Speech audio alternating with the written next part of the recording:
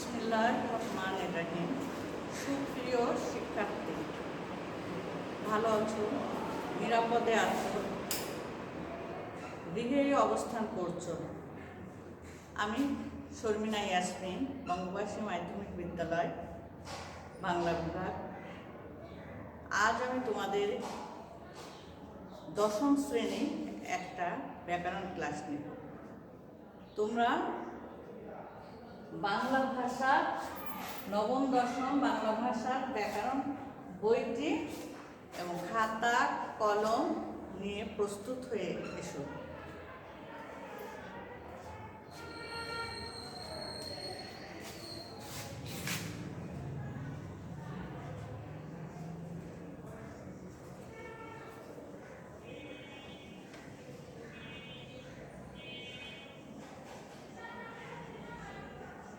প্রিয় শিক্ষার্থী, দেখো আমি তিনটি জিনিস বোর্ডে লিখেছি। এগুলো কিসের উদাহরণ বলো তো? শব্দের, তাই না? ঠিক আছে, আজ আমরা শব্দের শ্রেণীবিভাগ সম্পর্কে পড়ব।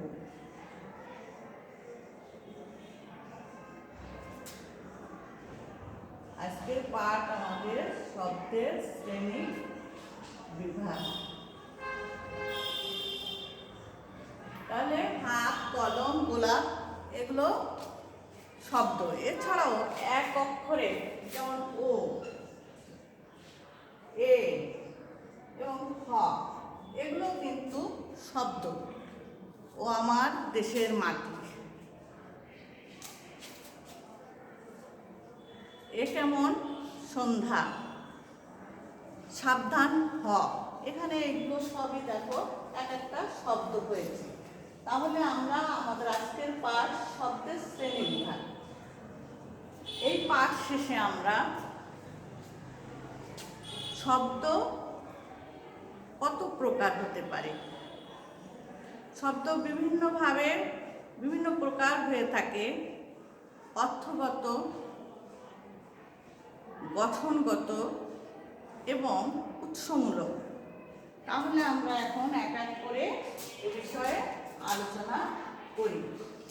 এই পাঠে আমরা এগুলো সম্পর্কে জানতে পারবো উদাহরণ সহ। যেহেতু তোমাদের বহু নির্বাচনী এবং নৈর্ব্যক্তিক প্রশ্ন আসবে, সেজন্য আমরা এখান থেকে বহু নির্বাচনী সম্পর্কে জানব, সর্বোপরি শব্দ সম্পর্কে জানব এবং ভাষার ভাণ্ডারকে আমরা সমৃদ্ধ করব বিভিন্নভাবে এগুলো শিখে এবং অনুশীলনী থেকে জ্ঞান আহরণ করব।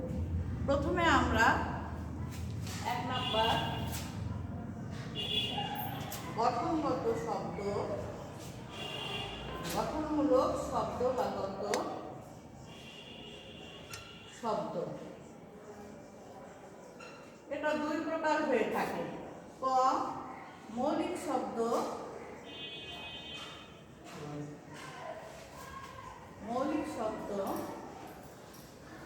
এবং খ নম্বরে সাধিত শব্দ।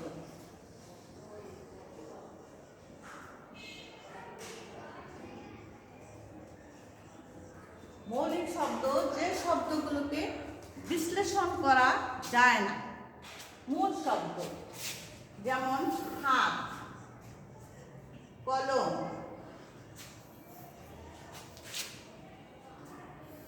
তিন, এগুলো। এই মৌলিক শব্দ ব্যতীত আর যে শব্দগুলো আছে সেগুলো সাধিত শব্দ। এগুলো সমাস নিষ্পন্ন শব্দ হতে পারে, প্রত্যয়ান্ত শব্দ হতে পারে, উপসর্গের মাধ্যমে হতে পারে। উদাহরণ দিলে যেমন নীল আকাশ, নীল যে আকাশ,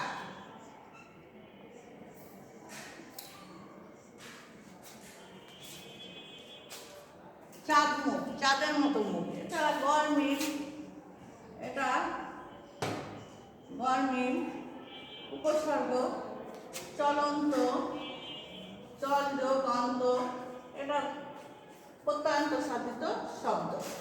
তাহলে এই ছিল আমাদের গঠনমূলক দুটো শব্দ, মৌলিক শব্দ এবং সাধিত শব্দ। এরপরে আমরা 2 নম্বরে যাব অর্থগত শব্দ, অর্থমূলক শব্দ। এটাকে আমরা 3 ভাগে ভাগ করব। যৌগিক শব্দ, যৌগিক শব্দ,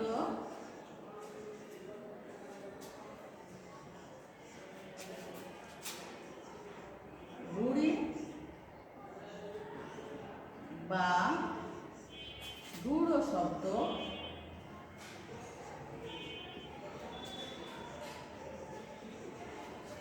গ নম্বরে হবে যৌগরূঢ় শব্দ,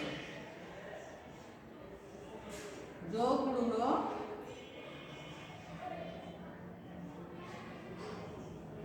শব্দ। তোমরা তৃতীয় অধ্যায় একাদশ পরিচ্ছেদে আমার বইয়ে আছে, এটা খুলো এবং লক্ষ্য করো। উদাহরণগুলো আমরা দিচ্ছি। দেখো, যৌগিক শব্দ, যৌগিক শব্দের ব্যুৎপত্তিগত অর্থ এবং ব্যবহারিক অর্থ একই হবে।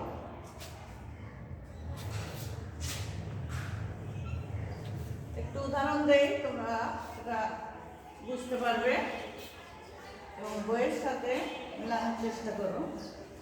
বই খুলে দেখো, 2 নম্বরে যেটা আছে এটা হলো অর্থমূলক শব্দ। প্রথমটা অর্থমূলক শব্দ। আমরা গঠনমূলক আলোচনা করেছি, এখন আমরা অর্থমূলক করব। 1 নম্বর যৌগিক শব্দের উদাহরণ দেখো, ক নম্বরের যৌগিক, যেটা আমি বলেছি যে এর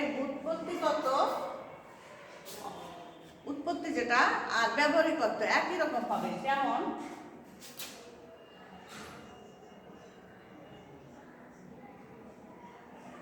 চলন্ত, মধুর,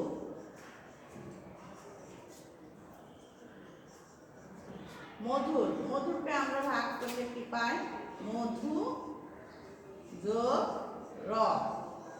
এখানে দেখো, এই মধুর সঙ্গে কিন্তু মধুর উৎপত্তি যেটা আছে, যে মধুটা, এটার সাথে মধুর মিষ্টান্ন দ্রব্য, এটা আমরা বুঝতে পারি। যেমন শৈশব,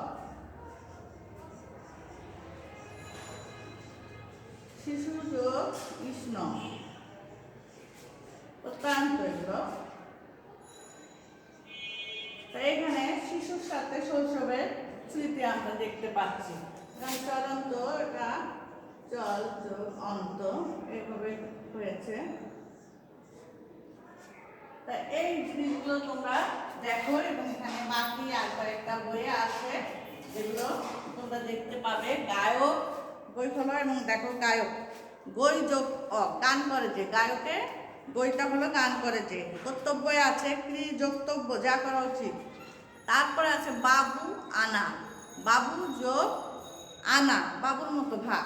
তাহলে এখানে ব্যুৎপত্তিগত এবং অর্থগত একই রকম আছে।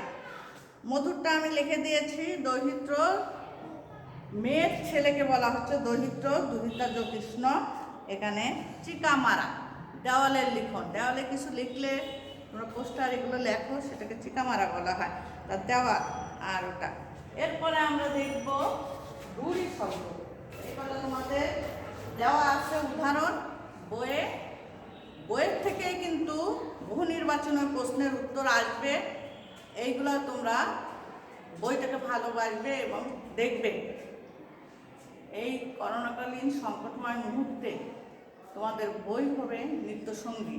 বইটাকে ভালোভাবে দেখবে এবং এটা তোমাদেরকে পথ দেখাবে। এরপরে দেখো, যৌগিক শব্দের পরে খ নাম্বারে আসছে তোমাদের রূঢ় শব্দ। এই শব্দগুলো কিন্তু প্রকৃতি মানে প্রত্যয় এবং তোমাদের উপসর্গের মাধ্যমে হবে, কিন্তু ওদের অর্থ না হয়ে অন্য অর্থ প্রকাশ করবে। যেমন আমরা একটা উদাহরণ, প্রথমটা দেখো, হস্তি, এখানে বসতি বলতে আমরা ভাগ করি হস্ত যোগ ইন। এখানে অর্থ তোমাদের সুন্দরভাবে বইয়ে দেওয়া আছে, বই লক্ষ্য করো। আমরা বুঝি যে হস্ত মানে হাত, হাত আছে যার তাকে বলা হয়, কিন্তু সেটা না বুঝিয়ে বোঝাচ্ছে যে একটা পশুকে। এরপরে দ্বিতীয় উদাহরণ আছে গবেষণা। গবেষণা মানে অর্থ হলো গরু খোঁজা, সেটাকে না বুঝিয়ে বোঝাচ্ছে যে অন্য একটা অর্থ। ব্যাপকভাবে অধ্যয়ন বা পর্যালোচন করা। এরপরে দেখো বাঁশি। বাঁশির অর্থ হওয়া উচিত ছিল, যেটা আমরা আগে জানি, বাঁশজাত তৈরি, কিন্তু এখানে একটা বাদ্যযন্ত্রকে বোঝানো হচ্ছে বাঁশি। এরপরে আছে তোমাদের তৈল।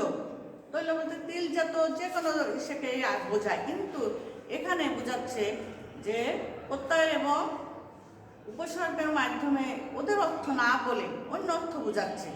এটা হলো তোমাদের সয়াবিন তেল, বাদাম তেল, এভাবে বোঝানো হচ্ছে। তারপরে বোঝানো হয়েছে, আর একটা উদাহরণ দেওয়া হয়েছে সন্দেশ। সন্দেশ বলতে আগে বোঝানো হতো সংবাদ, এখন একটা মিষ্টান্ন জিনিসকে বোঝানো হয়। তাহলে এই জিনিসগুলো তোমরা বই থেকে ভালোভাবে পড়বে এবং দেখবে তোমরা এগুলো বহু নির্বাচনে। তারপরে একটা জিনিস আছে প্রবীণ।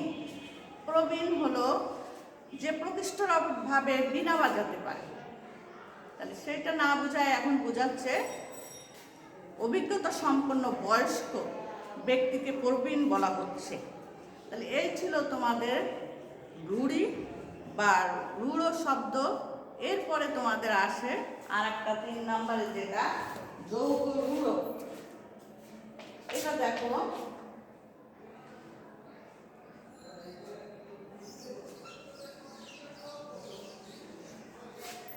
এটা লক্ষ্য করো, বই হলো অর্থমূলকের 3 নাম্বারটা, 2 নাম্বারটা যোগ রূঢ়।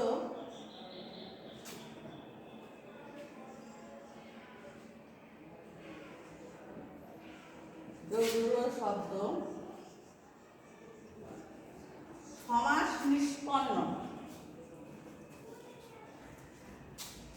সমসমান পদে অর্থের অনুগমে না হয়ে এই শব্দগুলো অন্য অর্থ প্রকাশ করবে, অন্য অর্থ প্রকাশ করবে। দেখো 1 নম্বরে দেয়া আছে তোমাদের বইয়ে উদাহরণ পঙ্কজ। পঙ্কজ মানে পঙ্কে জন্মে যাহা। এখন পঙ্কে তো অনেক কিছু জন্মে, জলজ, পদ্ম, শ্যাওলা, শাপলা, এগুলোকে না বুঝিয়ে কিন্তু এখানে নির্দিষ্ট একটা জিনিস বোঝাচ্ছে। সমসমান পদের অনুগামী না হয়ে এখানে বোঝাচ্ছে অন্য একটা জিনিস, পদ্ম ফুলকে। তদ্রূপ এখানে আর কয়েকটা উদাহরণ দেয়া আছে। দেখো রাজপুত, এখানে কিন্তু রাজার পুত্রকে রাজপুত বলা হয়, কিন্তু যোগরূঢ় শব্দ এখানে জাতি বিশেষকে বলা হচ্ছে, একটা জাতিকে বোঝানো হচ্ছে এখানে রাজপুত। এরপরে আসে মহাযাত্রা। মহাযাত্রা মহাসমারোহে যাত্রা, এটা হওয়া উচিত ছিল, কিন্তু এখানে হবে মৃত্যু। এরপরে আসে জলধি। বইটা লক্ষ্য করো হলো এবং দেখো, জলধি অর্থ হলো জল দেয় যে। এটা কলস হতে পারে, তোমাদের মেঘ হতে পারে, কিন্তু এখানে বিশিষ্ট অর্থ সমাস নিষ্পন্ন সমসমান পদের অনুগত না হয়ে এখানে সমুদ্র হয়েছে। তাহলে আমাদের আজকে যে পাঠ ছিল, এখানে তোমাদের শব্দের বিভিন্ন প্রকার আমরা জানতে পারলাম এবং অর্থগত গঠনমূলক উদাহরণ দিয়ে বুঝিয়ে দেওয়া হলো। এরপর আর একটা আছে যেটা তোমরা আগেই পড়েছো, উৎসমূলক। উৎসমূলকটা আমি সামান্য একটু টাস্ক দিব, তোমরা দেখে নেবে। প্রথমেই পড়ছো, এটা 5 প্রকারের তৎসম সংস্কৃত শব্দকে বলা হয়, চন্দ্র, সূর্য, এগুলো। তারপর আছে অর্ধ তৎসম, সংস্কৃত থেকে অর্ধেক হয়েছে, যেমন শ্রাদ্ধ তোমাদের, তারপর জ্যোৎস্না, বৈষ্ণব, কুচ্ছিত, এগুলো। এরপরে আসে তদ্ভব। সংস্কৃত থেকে উৎপন্ন হয়েছে হস্ত, হস্ত থেকে প্রাকৃতির মাধ্যমে হাত হয়েছে, মস্তক, মাথা এভাবে আসছে। যেমন চামারটা আসছে, এটা তোমাদের বইয়ে আছে, তোমরা প্রথম দিকে এটা লক্ষ্য করবে। তারপর দেশি শব্দ, আদিবাসীদের অধিবাসী, যেমন কুড়ি, ডাগর, ইংরাজি, স্কুল, আরবি শব্দ, রাজনৈতিক, সাংস্কৃতিক, বিভিন্ন কারণে এই শব্দগুলো আমাদের মধ্যে এসেছে, এগুলো আলাদা করা যায় না, অস্থিমজ্জার সাথে মিশে আছে। এগুলো তোমাদের বিদেশি শব্দ। তাহলে আজকে পাঠ এগুলো ছিল, এগুলো তোমরা বই থেকে এবার মিলিয়ে নিবে, দেখবে। এখন তোমরা বাড়ির কাজ নাও, খাতা বের করো এবং বাড়ির কাজগুলো অনুশীলনীতে চলে যাবে। দেখো তোমরা পারো কি না। এখানে অনুশীলনী 1, 2, 3, 4, 5 আছে, এগুলো বাড়ি বসে অফুরন্ত সময় সুন্দর করে এই কাজগুলো তোমরা করবে। এখানে দেখো 3 নম্বরে আছে ভাগিনী, জলধি, রাজপুত, রাজপুত্র, বাসি, তেল। এই বইটার সাহায্য নিলেই তোমরা এগুলো করতে পারবে। এখানে দেখো জলধি তোমাদেরকে দেওয়া হয়েছে, এটা যোগরূঢ় শব্দ। রাজপুত তোমাদের যোগরূঢ় শব্দ। রাজপুত্র এটা সমান পদের অনুগমন হয়েছে। রাজার পুত্র এটা আমরা দেখতে পাই যে যৌগিক সাধিত শব্দের মধ্যে চলে যাবে। বাসি তোমাদের যৌগবাহী। আর বাকিগুলো তোমরা করো, তেল, সন্দেহ, এগুলো তোমাদের পড়ায় দিচ্ছে, বইয়ে আছে। তোমরা তাহলে সুস্থ থাকো, সুন্দর থাকো এবং আল্লাহ আমাদের সবাইকে হেফাজত করুন। বইটার সাহায্য নিয়ে তোমরা পড়বে, তোমাদের এই বইটা আপনার কাছে রেখো। আল্লাহ হাফেজ।